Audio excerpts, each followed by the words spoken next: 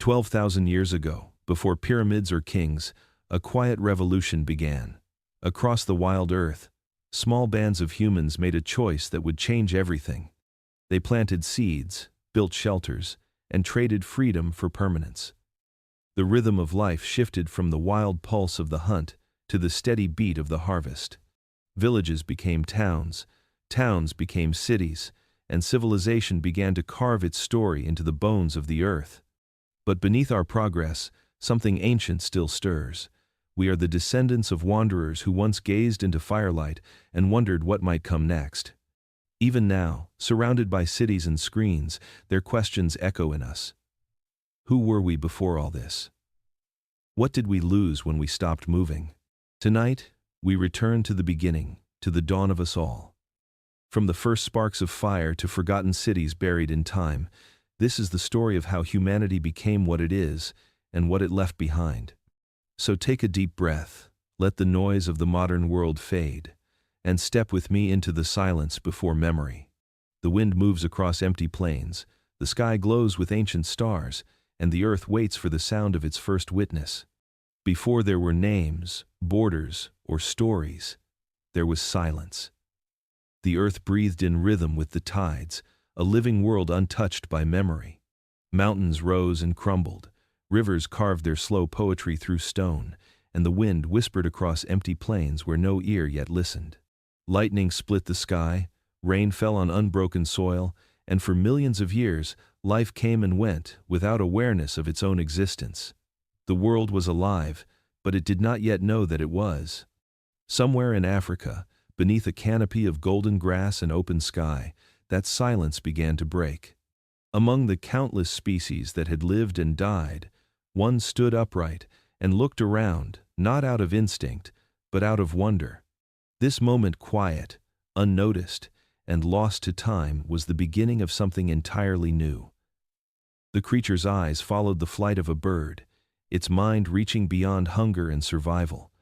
It did not know what it was feeling, only that it felt. In that instant, the universe became aware of itself.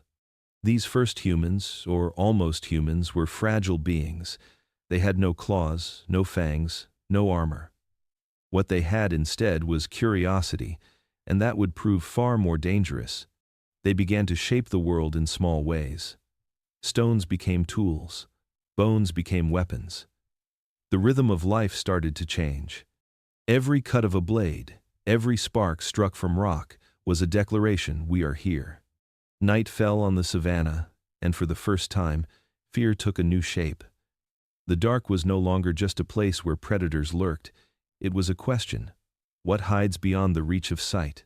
The stars looked down on these small creatures huddled together for warmth, and something stirred inside them, a sense of awe, perhaps even meaning. They began to recognize patterns in the sky, movements in the grass, whispers in the wind. The world was no longer just background. It was a presence. Time passed not in centuries but in heartbeats of the earth. These early beings learned to speak in gestures, in sounds that carried intention. A call meant danger, a hum meant peace, a murmur meant belonging. And slowly, something extraordinary happened. They began to share thought. When one discovered how to split open a nut or find water beneath dry soil, the knowledge spread. Learning became inheritance, memory became survival. They did not yet know they were building the foundation of humanity. To them, life was immediate: hunt, eat, sleep, protect. Yet, even then, they must have sensed that there was something sacred about their existence. Every sunrise revealed a new mystery. Every footprint pressed into the dust was proof that they mattered, however briefly, in an endless world. The silence that had ruled the earth for so long was broken forever. From that moment onward, no storm, no flood, no passing age could erase the echo of that awakening. For the first time in all of creation, the universe had witnesses, small, fragile, and afraid, but aware. And in their awareness, they carried the seed of everything that would come after. The spark had been lit, and it would never go out. The sun blazed over the endless African savanna, painting the grasslands gold and bronze. Herds of antelope moved like waves across the horizon, while predators watched from the tall grass, patient and silent. It was a world ruled by instinct, strength, and the will to survive. Yet, among the creatures that roamed this ancient land, there walked a new kind of being. Neither beast nor god, they were something in between, fragile, curious, and restless. For 2 million years, these early hominins wandered the plains, standing taller than anything like them before. Their bodies were changing. Spine straightening, hands freeing, minds sharpening. Every step on the hard-packed earth was an experiment in evolution.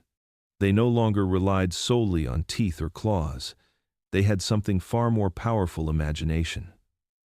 With stones, they began to strike, shaping edges that could cut meat or skin bark. The first tools were crude, yet revolutionary. A single sharp edge meant the difference between hunger and survival, between predator and prey. Around them, the savanna was both a gift and a curse. The vast openness revealed opportunity but also danger. To stand upright was to see farther, to spot the lion before it pounced. But it also meant being seen. Survival became a balance of courage and fear. These creatures learned to move as one, to watch one another, to listen to the language of alarm in the rustling wind. Their nights were colder than ours, darker than we can imagine. There was no fire yet to hold back the void, only the silver gaze of the moon and the rhythm of breath among the group. Mothers cradled their young close as shadows of hyenas drifted along the edge of sight. Each sunrise was a victory, each scar a story. Slowly, they began to see the world not just as a place to survive, but as something they could shape. A broken bone became a hammer, a flake of stone became a knife. Their hands, guided by curiosity, turned the raw earth into tools of purpose. And as their tools evolved, so did their minds. They learned to plan, to anticipate, to imagine what had not yet happened. When they gazed beyond the horizon, they didn't know it, but they were looking into the future. Every footprint they left on the dust marked a step toward something greater. In their struggles, in their hunger and persistence, the blueprint of humanity was being drawn.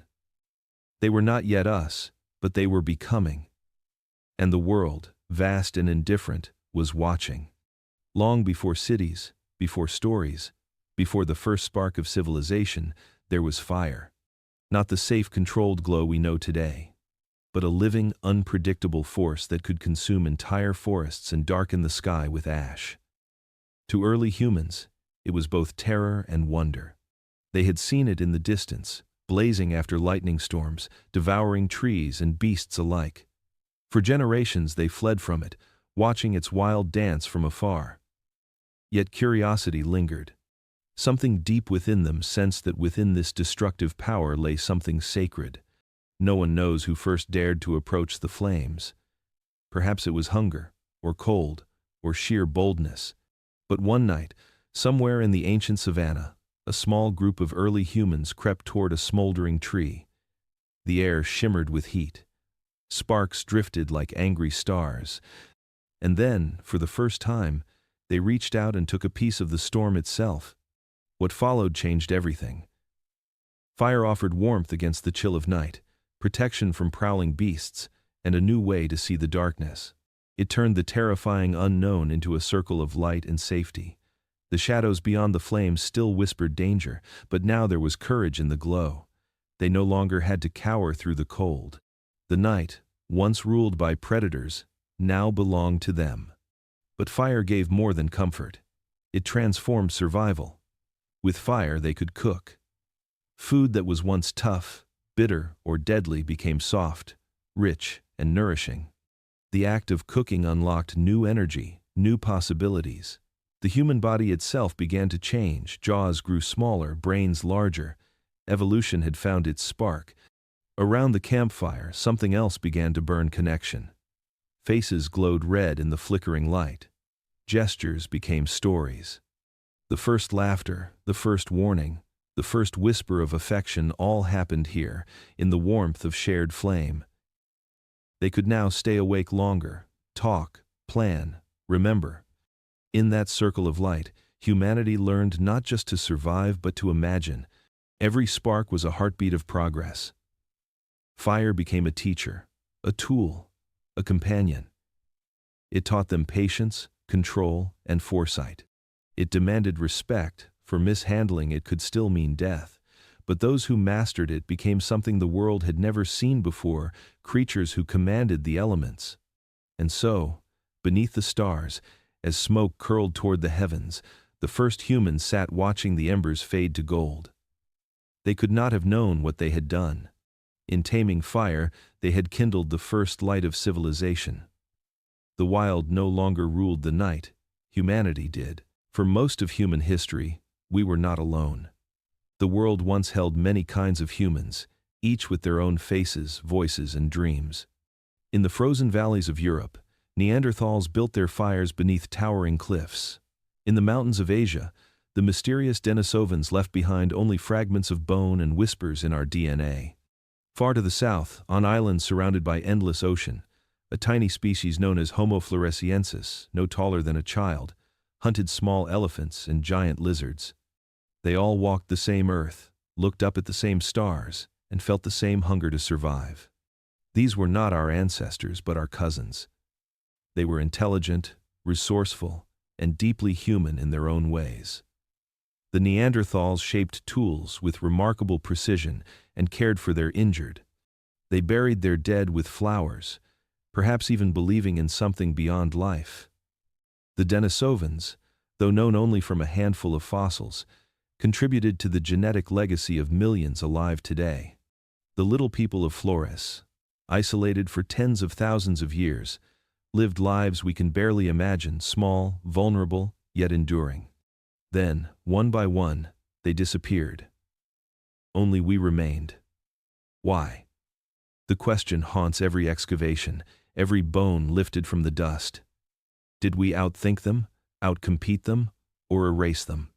Some scientists believe it was climate that decided their fate.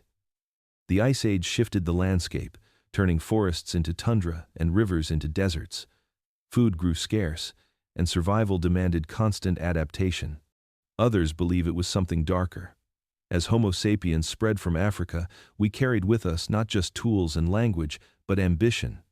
We entered new lands already claimed by others, and in the quiet war for existence, the old humans began to vanish. There are signs that we met not only in battle, but in union.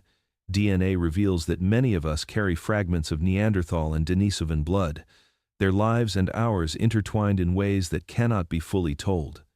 We were not conquerors alone, we were inheritors. The fire that once burned in their eyes burns in ours still. Yet their extinction remains one of the great tragedies of deep time. Imagine a world where multiple human species shared the planet, where civilization was born from many voices, not one. Instead, their silence became our inheritance. In caves and fossils, their stories sleep, and every time we uncover their bones, we are reminded of what was lost. We are the last of a once crowded family, and somewhere in that truth lies both our triumph and our loneliness. Deep beneath the surface of the earth, in the silent chambers of ancient caves, the walls still breathe with the memory of those who came before us. Long before the first Homo sapiens etched symbols of their world, other hands had already touched the stone. In Spain's El Castillo cave, red ochre handprints spread across the rock like echoes of a forgotten language. They are older than us. They belong to Neanderthals, the shadowed kin who lived and dreamed before our species had even stepped into Europe. Imagine it. A figure enters the cave, torchlight flickering against the uneven stone. The air is heavy with the smell of smoke and minerals. He places his hand upon the wall and blows pigment through his mouth, leaving behind an outline, a signature that says, "I was here." That simple act was not instinct, it was expression. It was the birth of meaning. In that moment, art was born. Not ours, but theirs. For generations, we told ourselves that Neanderthals were brutes, creatures of strength but not spirit. But every brushstroke of ochre, every carved bone, Every buried flower challenges that myth. They shaped tools with elegance and symmetry. They strung shells as ornaments. They painted the darkness not because they had to, but because they wanted to. Beneath their heavy brows and powerful hands was something achingly familiar, the spark of imagination. The caves stand now as cathedrals of memory, holding the remnants of a people who once saw the world through their own mysterious eyes. In the dim glow of torchlight, they watched shadows dance, and perhaps wondered, as we do, about life and death, about the unseen. The handprints they left were not just decoration, they were conversation, a way to speak to those who would come after. When we finally arrived in these lands tens of thousands of years later, the walls were already speaking. Our ancestors must have seen the fading pigments, the hollow skulls buried in soil, and felt something profound, a recognition that they were not the first. The earth had been dreamed upon before. The truth is that the human story did not begin with us. It began with those who shaped stone into memory, who dared to leave traces in a world that would one day forget their names. The Neanderthals are gone, their bones scattered and their voices silenced, but in every piece of art we create, in every idea we chase, their legacy breathes through us. The walls remember what time forgot, and in that remembrance, so do we. Around 70,000 years ago, under a moonlit African sky, a small group of humans gathered at the edge of the known world. They were few in number, perhaps no more than a few hundred, but what they carried within them would change the destiny of the planet. They had fire, stone blades, and the memory of survival etched into their bones. The wind that brushed against their faces was warm and familiar, but beyond the horizon lay an ocean of uncertainty. And yet, they moved forward. This was not a grand migration led by kings or armies. It was quiet, slow, and driven by necessity. Perhaps it was drought that pushed them, perhaps curiosity. The rivers had dried, the herds had moved, and food had become scarce. Every instinct told them to follow where life still flowed. With each step, they left behind the cradle of humanity, carrying with them something invisible but unstoppable, the will to explore. They crossed the Horn of Africa, following coastlines where fish and shellfish offered food. They built simple rafts and clung to the edges of continents. Each night they sat around their fires, whispering stories of the land behind them and wondering what lay ahead. Generations passed in the journey. Children were born beneath unfamiliar stars, and the memory of their origins slowly became legend. These travelers did not know they were beginning the longest journey in human history, the colonization of the world. Over thousands of years, their descendants would spread into Arabia, India, and Southeast Asia. Some would push into the frozen steppes of Siberia, others would cross narrow straits into lands untouched by human feet. Everywhere they went, they adapted, endured, and transformed. Skin tones darkened or lightened to meet new suns. Bodies grew lean in deserts, broad in cold plains. Humanity began to wear the shape of the earth itself. By the time millennia had passed, they had reached Australia, Europe, and the farthest islands of the Pacific. What started as a small band of wanderers became a species without boundaries. They hunted, built shelters, and looked up at new constellations, naming them as they once named the stars of Africa. Their journey was not a march of conquest, but of survival, of persistence. And in their endless movement, they carried something sacred, the memory of where they began. Every footprint in the sand, every campfire burned on foreign soil, was a quiet echo of that first decision to leave. They could not have known it then. But they were not just escaping hunger. They were fulfilling destiny.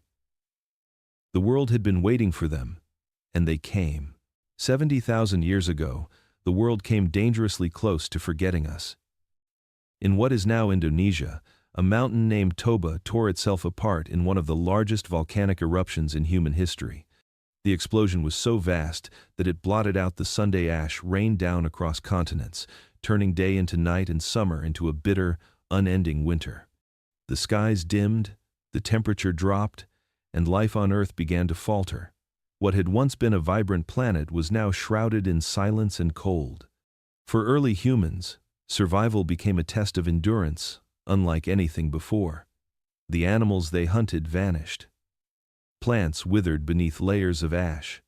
Rivers froze and winds carried the sting of dust that burned the lungs. Entire regions became uninhabitable.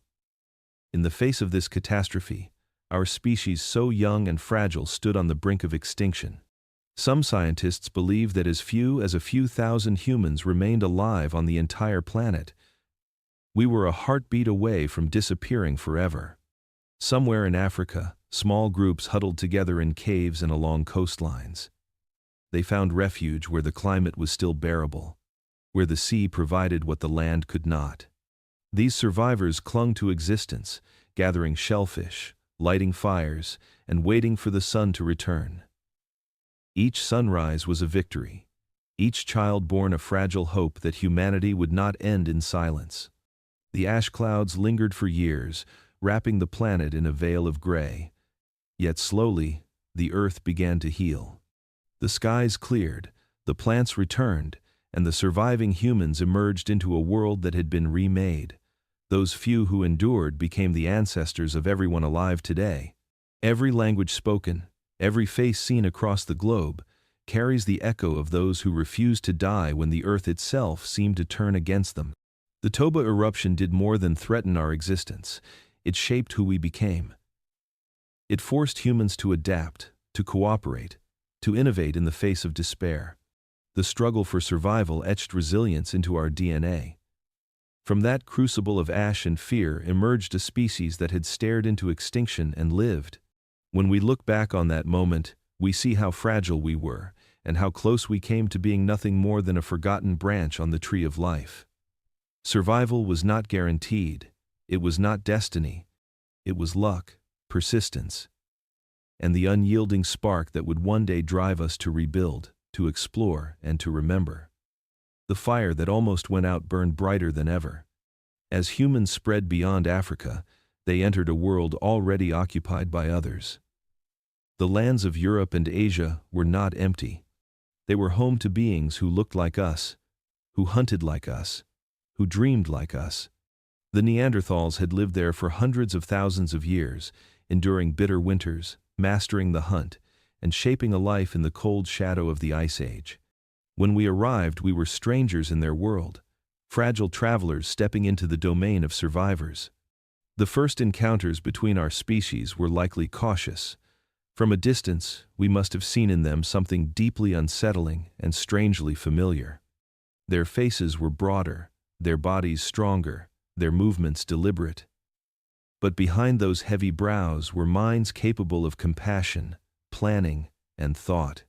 They buried their dead, tended to their wounded, and crafted tools so finely made that even modern scientists struggle to replicate them. These were not primitive beasts, they were humans of another kind. For a long time our two species shared the earth. In frozen valleys and mountain passes, we watched, and eventually, we touched. Archaeological sites across Europe tell a story written not in words but in artifacts, tools of both species found together. Hearths where both kinds of hands once fed the same fire. It is here, in the smoke and silence of those ancient nights, that the most profound connection occurred. We did not just share space, we shared blood. Modern DNA carries their legacy. In every person outside Africa, traces of Neanderthal genes still whisper from within our cells. They shape the color of our skin, the strength of our immune systems, even aspects of how we feel and think. They are gone, but they are not lost. The same is true for the Denisovans of Asia, whose bloodline still flows through the people of the Pacific and Himalayas. The story of humanity is not a story of pure beginnings, but of merging, blending, and remembering. Yet these meetings were not without tension. Competition for land and resources grew fierce. As climates shifted and numbers increased, the delicate balance between species began to fracture. One by one, our cousins disappeared from the record, leaving only faint echoes of their presence in bone and blood. Still, it is comforting to imagine those brief moments of peace, the warmth of shared firelight, the exchange of a glance, a gesture, perhaps even a word. In those moments, the boundaries between us blurred, and for a short while, many kinds of humans walk together beneath the same stars.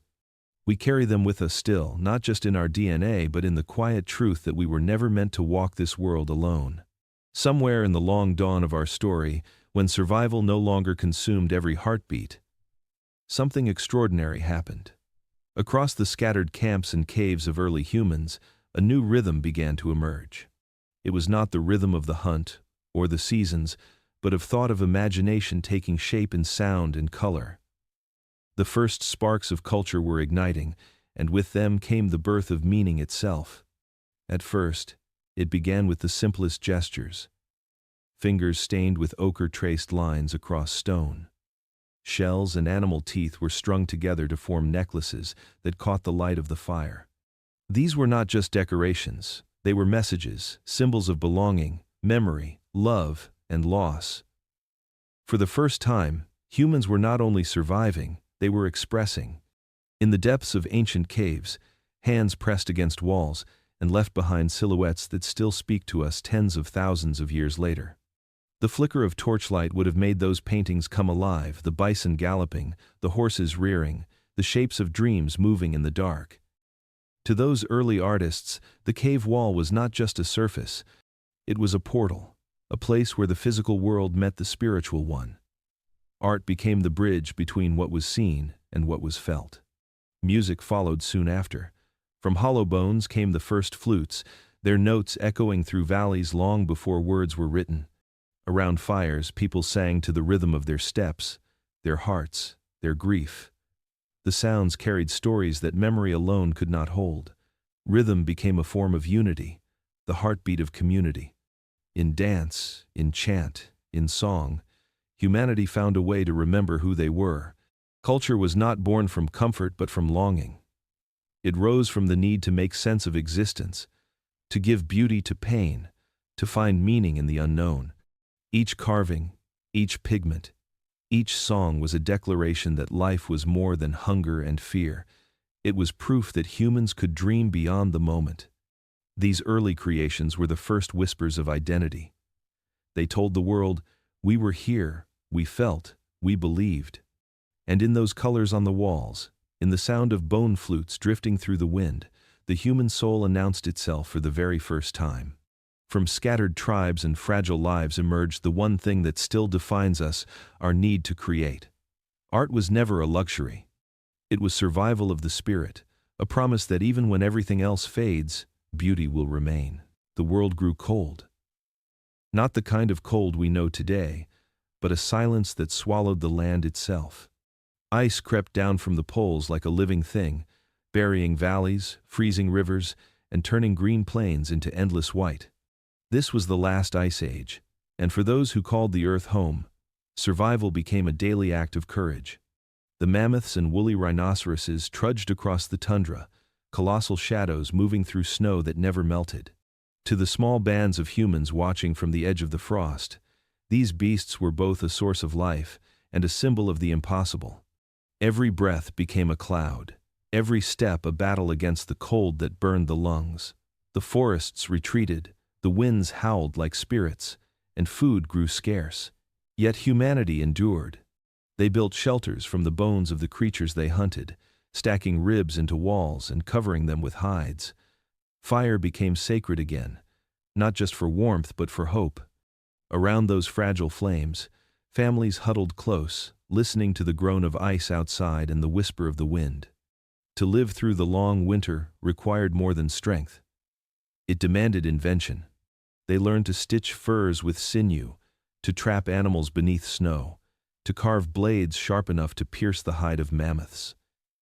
They began to plan hunts with precision, setting traps and coordinating movements. Communication became essential. Words started to evolve beyond simple sounds of warning and need. They became strategy. In this frozen world, the human mind was sharpened by necessity. The cold forced them to think ahead, to remember where herds traveled, when rivers thawed, when storms came. Memory became a tool of survival. Each generation taught the next not only how to endure but how to prepare. The human brain grew restless, adaptive. But there was beauty, too, hidden in the hardship. The auroras painted the skies above the tundra, shimmering curtains of light that must have looked like spirits dancing across heaven. Beneath that glow, early humans carved tiny figures from ivory and stone animals, mothers, gods of protection. These were not mere trinkets, they were prayers made solid, gratitude carved into bone. The Ice Age tested humanity in every possible way. But it also refined us. It taught us patience, resilience, cooperation.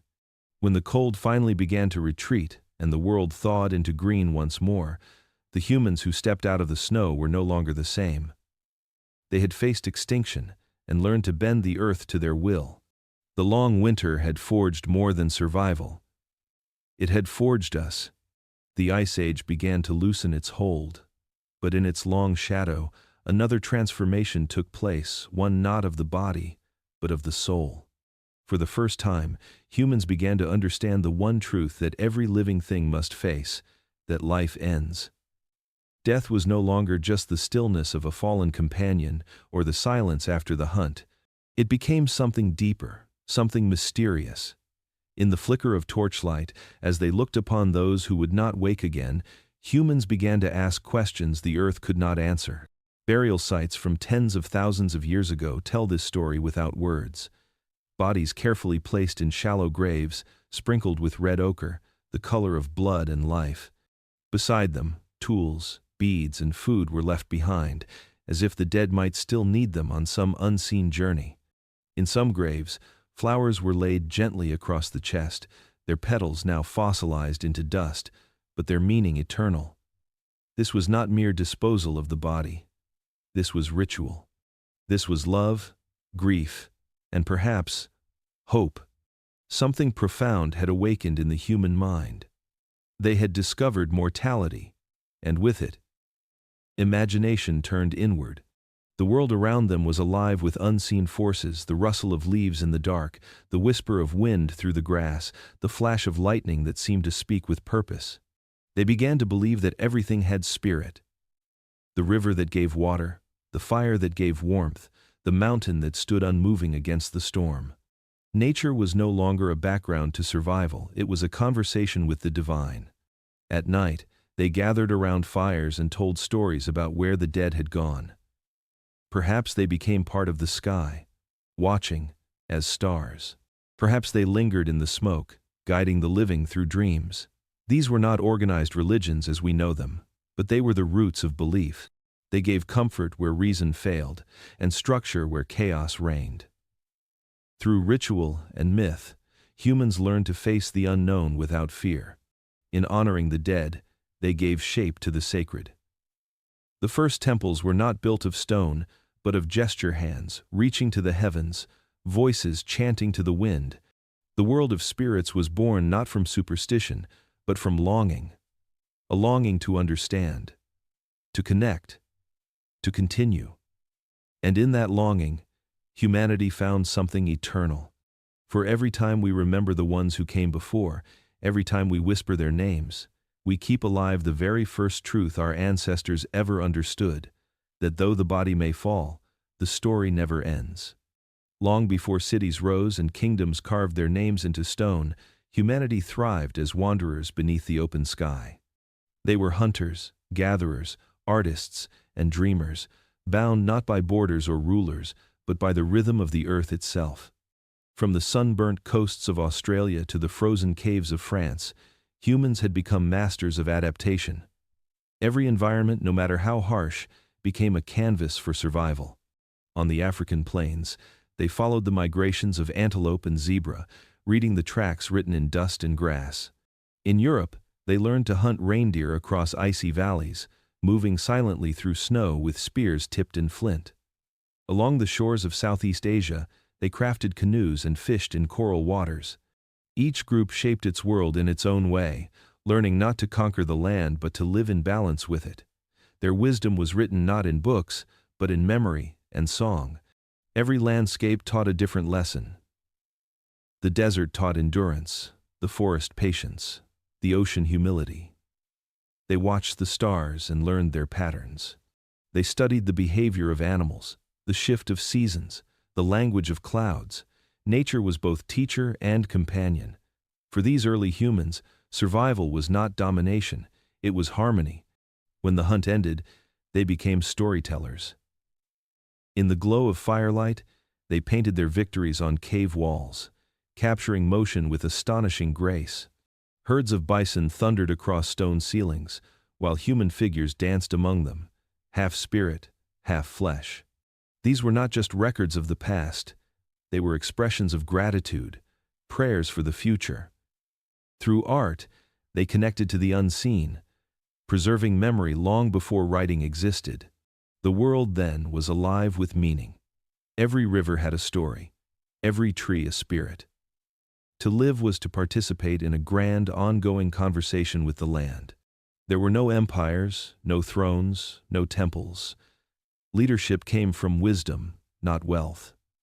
The group's strength was measured in cooperation, not conquest. Humanity was still young enough to understand that survival was a shared effort, not a competition. These people, the hunters of time, did not measure progress in monuments or machines, but in the continuation of life itself.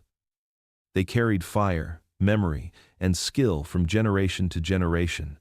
Each tool sharpened, each song sung, was a bridge between ancestors and descendants. The earth sustained them because they listened. And for a brief, beautiful moment in history, before greed and power reshaped the world, humanity lived not above nature, but within it. When we imagine the first humans, we often picture them as alone, the dominant beings of their time, walking boldly through empty landscapes. But the truth is far different. The world they inherited was not made for the faint-hearted. It was a realm of giants. Everywhere they turned, the earth trembled with life, vast and powerful. Mammoths towered over the plains, their tusks curving like ivory crescents that gleamed beneath the sunday. Mastodons pushed through forests older than memory, pulling down trees with the strength of storms. Saber-toothed cats prowled the shadows, their fangs glinting like knives in the dim light. To live among these titans required courage that is difficult for us to comprehend. The early humans were small, fragile, and unarmed compared to the monsters that surrounded them. Their only defenses were their minds, their tools, and their unity. They learned to read the land, to move silently, to strike quickly and vanish. They hunted mammoths not with strength but with patience, setting traps, driving them into swamps, surrounding them with fire and fear. Each kill was an act of genius, not just survival. As centuries passed, the bones of these giants were left buried in the soil. Millennia later, archaeologists would uncover them, scattered across continents like the remnants of forgotten gods. When the first explorers unearthed mammoth skeletons, they could scarcely believe they were real. For a long time, people thought they had found the remains of mythical creatures, dragons, cyclopes, monsters from old legends. But these were not myths. They were the witnesses of a time when humans were not rulers but survivors in a world that could crush them in an instant. Imagine standing in that world, feeling the ground shake as herds of mammoths passed in the distance. Imagine hearing the growl of cave lions echoing from the hills. Every sound was a warning. Every night was a prayer. The courage it took to live then is woven into our very DNA. It taught us not only to endure but to adapt, to observe, to invent. The age of giants shaped the human spirit. It forced intelligence to triumph where brute force could not. The same minds that once plotted how to bring down a mammoth would one day build civilizations. Those colossal skeletons that now rest in museums are not just fossils. They are monuments to our beginnings. They remind us that before we built cities and kingdoms, we stood shoulder to shoulder with creatures that ruled the world long before us. And somehow, against every odd, we survived. The snow was melting in the valleys of Europe. The great glaciers that had ruled the land for generations began to retreat, uncovering rivers, forests, and plains that had slept beneath the ice. The world was changing, and with it, the fate of those who called it home. Among the rocky hills and cold caves of what is now France, a small group of Neanderthals watched the seasons shift with uneasy eyes. They had endured the cold for hundreds of thousands of years, thriving where few others could. But now, Their time was coming to an end. Archaeologists once found the grave of a Neanderthal child from this period, buried carefully, the body arranged with quiet tenderness. Beside the child lay a few small objects, tokens of meaning that no one alive today can fully understand. It was a final act of love, performed in a world that was slipping away. Around that grave, the forests thickened, the climate warmed, and the air carried the scent of change. The last Neanderthals were fading, not in fire or war, but in silence. For years, scientists debated what truly ended them. Some say it was the warming earth itself. As forests replaced tundra, the great beasts they hunted began to vanish. Others argue it was competition from Homo sapiens, humans, who had arrived from Africa, bringing with them new tools, new tactics, and greater numbers. And there are those who believe it was something far more complex, not conquest, not extinction by violence, but absorption. Perhaps the Neanderthals did not die out at all. Perhaps they became part of us. DNA tells us that this is true. Hidden in every person outside of Africa lies a trace of Neanderthal blood, 2, sometimes 3% of our genetic code. Their strength, their endurance, their immune defenses live on inside us. In every breath we take, in every heartbeat, their story continues. We are not their descendants, but their kin, carrying fragments of their fire forward through time. Still, the image of their final days lingers. Imagine the last small bands moving through misty forests, the air filled with birdsong where once there had been silence. They watched the newcomers from afar, humans who looked familiar yet strange. Perhaps they shared food.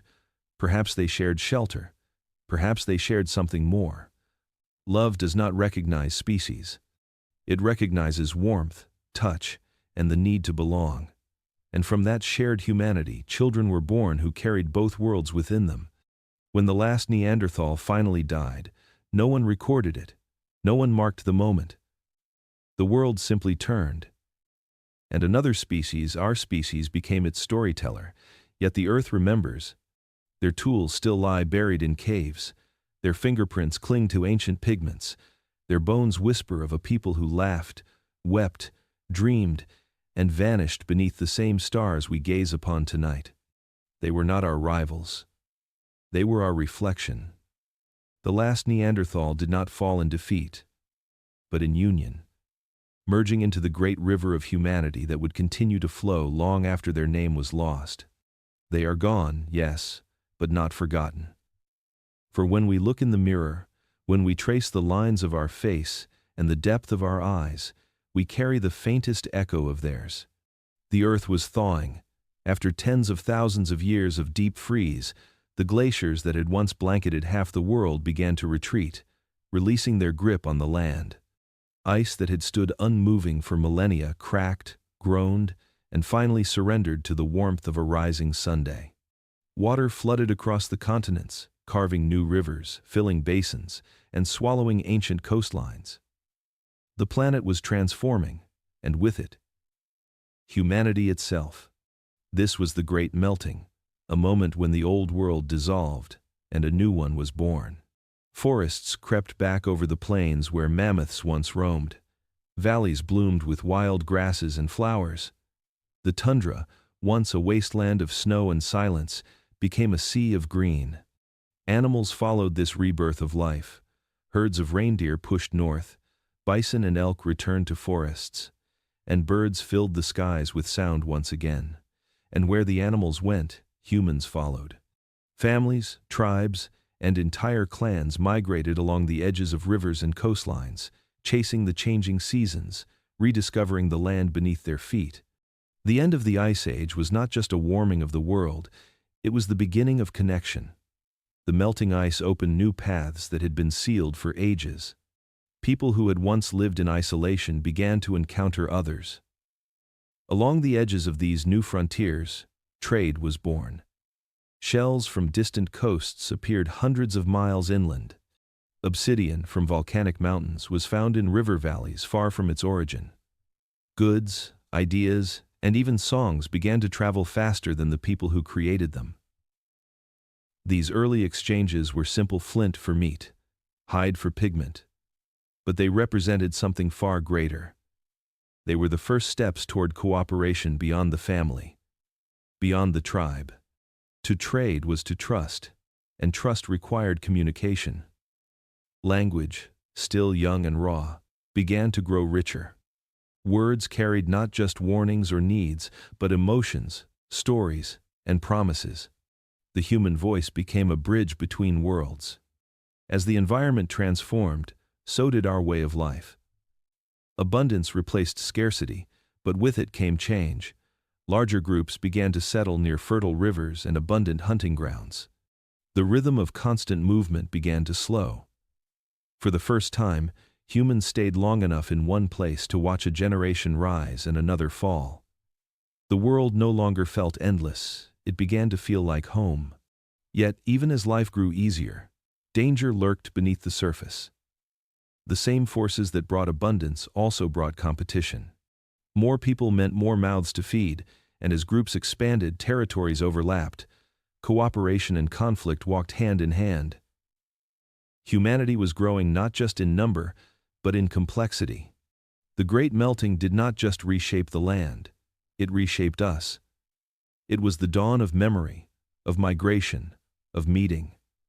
It was the age when humanity began to recognize its reflection in others.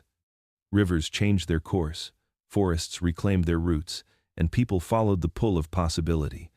The earth was awakening from its long slumber, and so were we. Long before the rise of Mesopotamia, before the pharaohs carved their names into stone, before history began to write itself, there were cities, ancient, quiet, and nearly forgotten. They were built by people we once thought too simple to dream of temples or monuments. Yet beneath the soil of modern Turkey, the sands of Jericho, and other places lost to time, the earth still holds their memory. Civilization, it seems, did not erupt suddenly like a spark. It simmered for thousands of years, slowly, patiently, in the hands of those we once called primitive. High in the limestone hills of southeastern Turkey lies Göbekli Tepe, a site that has rewritten what we thought we knew about human history. 12,000 years old, older than the pyramids, older than the wheel. It was built by hunter-gatherers, people who were not supposed to be builders at all. Yet what they created defies explanation. Massive stone pillars, carved with animals and symbols, arranged in perfect circles, rise from the ground like the bones of forgotten gods. Each pillar weighs tons, yet was raised without metal, beasts of burden, or the tools of civilization. This was not a village, it was a temple. And it was built before farming, before cities, before anyone even imagined what civilization could be. At Göbekli Tepe, the carvings tell a story not of daily life, but of something greater: ritual, belief, unity. The builders were people still living by the hunt. Yet they gathered in great numbers to raise these stones. To coordinate such an effort required planning, leadership, and purpose. They were no longer just surviving. They were organizing. They were imagining together. It was the first sign that humanity had begun to think not just of today. Far to the south, another ancient settlement tells a similar story. Jericho, one of the oldest continuously inhabited cities on Earth, began as a small oasis community nearly 10,000 years ago. It was protected by stone walls, built to keep floods and enemies at bay. Within those walls, people lived, traded. Archaeologists found traces of towers, granaries, and shrines, evidence that these early humans had begun to understand permanence. They were no longer wanderers tied to the rhythms of migration. They were architects of stability. These forgotten cities challenge the way we tell our story. We often imagine civilization as a sudden leap forward, a miracle born from invention. But the truth is quieter. It was built slowly, generation after generation, as humans learned to cooperate, to remember, and to dream. The people of Göbekli Tepe and Jericho did not yet have writing or kings, but they had something more powerful: a shared purpose. As centuries passed, these early centers of life and worship became the blueprint for everything that followed. From their gatherings would come agriculture, from agriculture would come towns, and from towns would rise kingdoms. But it all began here, with the first stones lifted in faith and wonder. Civilization did not appear overnight. It grew from the hands of people who refused to remain hunters of the wild. They became builders of meaning. And though their names have been erased by time, their legacy endures in every temple, every city, every act of creation that followed. The first civilizations were not born in gold or glory, but in dust, sweat, and vision, the quiet beginnings of what we would one day call the human story. The earth has never stood still. Long before humans learned to measure time, the planet was already turning through cycles of creation and destruction. The shifting of the Earth's climate has been the invisible hand guiding our destiny, shaping not only where we lived but who we became. We like to believe we conquered the world, but in truth, it was the world that molded us through fire and flood, through drought and ice. Each change forced us to adapt, to move, to think differently. The climate was not just the background of human history. It was its author. As the last ice age faded, the warmth that brought life back to the land also brought instability. Rivers changed their course. Rain patterns shifted. The once reliable seasons began to betray those who depended on them. In some places, abundance led to prosperity. In others, the sky turned against them. Crops failed, rivers dried, and communities that had flourished began to crumble. Survival demanded innovation. We learned to build canals, to store grain, to read the moods of the earth like a living being. Out of necessity came ingenuity, but with every great change came memory. When floods swept across the lands of early Mesopotamia, washing away villages and fields, the survivors carried those stories with them. Over generations, memory became myth. The tale of a world drowned by water, of chosen survivors building boats to preserve life, echoes across civilizations separated by oceans and time. The flood of Gilgamesh, the deluge of Noah, the torrents of ancient China and India all may trace their roots to real events. Ancient cataclysms burned into the collective human soul. The planet's turning did not just shape landscapes. It shaped minds. A changing world taught us humility. It reminded early humans that life was fragile, that the forces governing existence were vast and uncontrollable. From these fears and awe came the birth of belief. People began to see divine patterns in thunder and rain, in fire and famine. They prayed to the rivers, worshipped the mountains, and sacrificed to the gods of storm and harvest. Climate was no longer just weather, it became the language of the divine. Migration followed disaster. When rivers flooded, people moved. When droughts struck, they sought new lands. Each journey carried knowledge and culture across continents. The great spreading of humanity was not always born of curiosity but of desperation. And yet, through every hardship, we adapted. We learned to build walls against the sea, to dig deeper for water, to look to the sky not just with fear but with understanding. We became students of the earth, reading its signs, predicting its moods, trying always to stay one step ahead.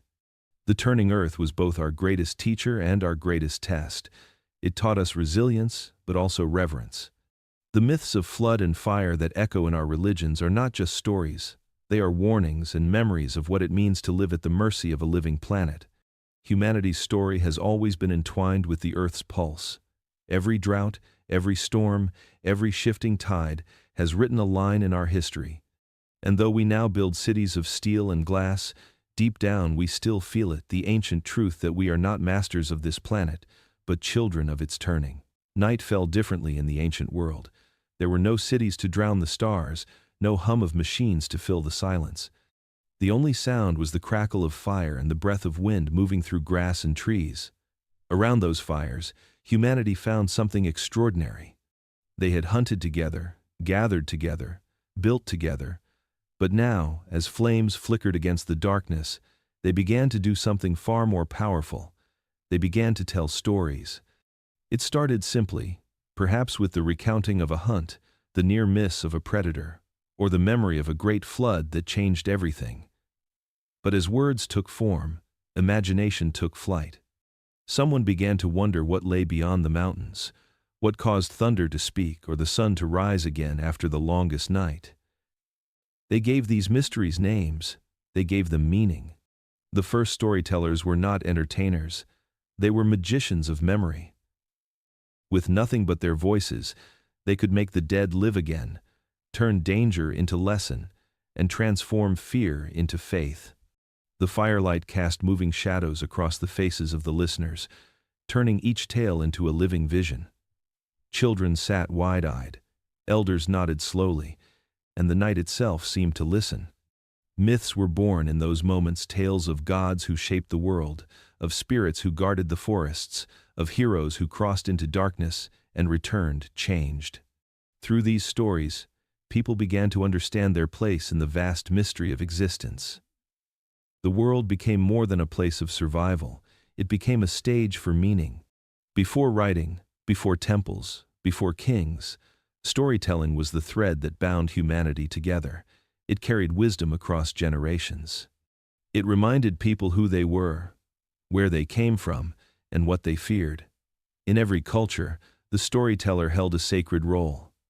They were the keepers of time, the protectors of memory.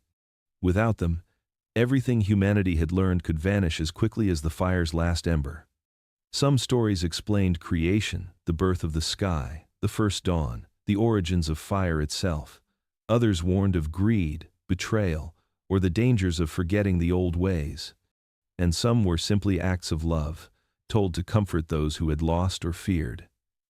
Each story carried a heartbeat, a rhythm that echoed the rhythm of the earth itself. The power of storytelling reached beyond survival. It became the foundation of belief, the architecture of identity. As stories passed from one camp to another, they grew, changed, and took new shapes, just as languages did. Through story, humanity began to build its first invisible monuments, structures made not of stone, but of words and memory. The storytellers were the first historians, the first philosophers, the first dreamers. Their voices wove the fabric of culture long before ink ever touched clay. Even now, thousands of years later, their legacy endures. Every book, every song, every film is a descendant of that first voice speaking in the dark, surrounded by those who listened and remembered. In the glow of ancient firelight, humans did more than survive another night. They discovered the power to give the world shape, to make sense of chaos, to make time stand still. And with each tale whispered into the night, they ensured that humanity would never be silent again. The world was changing once more. For hundreds of thousands of years, humans had wandered with the rhythm of the seasons, moving where the herds went, living by the mercy of rain and Sunday. But somewhere in the Fertile Crescent, a new rhythm began to take hold, one not of nature, but of human design. The first seeds were planted, and with them, civilization took root. What began as an act of survival would become the foundation of everything that followed: cities, empires, gods, and stories carved in stone. Humanity was stepping out of the wilderness and into the world it would build for itself. At first, the change must have seemed small, almost unnoticeable. Someone dropped seeds near their camp, and weeks later, green shoots rose from the soil. They realized the land could be persuaded, that food no longer had to be hunted or gathered, it could be grown. The people who had once followed the wild now began to command it. Wheat, barley, and lentils became the first crops, and animals that had roamed free were slowly drawn into pens. The hunter became the farmer, and the nomad became the settler. Villages formed where rivers bent and soil was rich. The Tigris, the Euphrates, the Nile, and the Indus cradled these first experiments in permanence. Mud brick homes replaced tents. Hearths replaced campfires. The same hands that once carved spears began shaping clay pots, grinding grain, and building walls. For the first time, humans could stay in one place long enough to watch generations rise and fall. With that stability came new possibilities and new problems. Surplus meant storage, storage meant ownership, and ownership meant power. Some began to have more than others.